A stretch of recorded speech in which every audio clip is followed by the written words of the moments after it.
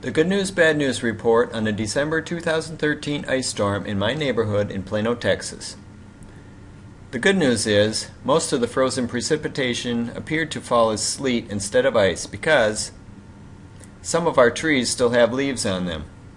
This tree's branches aren't usually this close to the ground. The bad news is, not all of the trees were unscathed by the storm.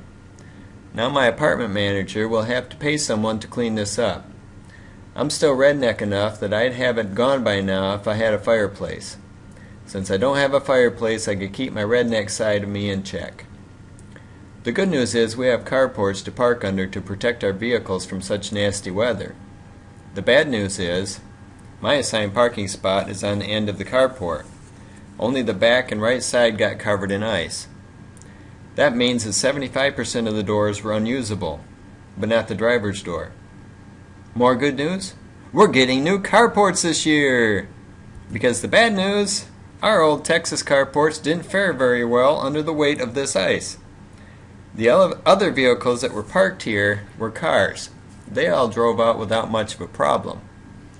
The good news is, I have the assigned parking spot at the end of the carport.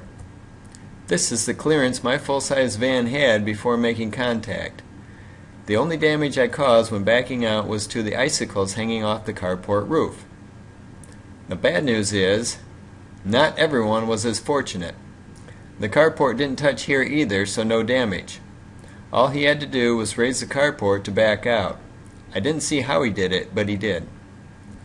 Same thing with this pickup. He also had the option of backing out on the lawn. That was good news compared to other carports.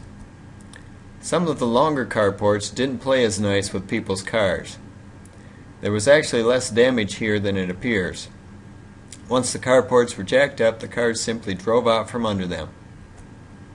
Like I said, the good news is, we're getting new carports this coming year. Hopefully their roofs won't slope this much. This is quite impractical. Another piece of good news, I kept myself in good enough shape to shovel some of the sidewalks off going up to the mailboxes. I knew if I did this right away it would lift right off the cement because the day before this storm rolled in it was 80 degrees. That's December in North Texas for y'all. Here's the shovel I used to accomplish my mission. I had more people say God bless you to me than at any time in my life while I was shoveling, and I wasn't even sneezing. Stop by my blog, Laugh Out Loud, Love Our Lord, to see why I call this the Good Works Shovel, and why I say it would be very difficult to get it to be born again if it was a person.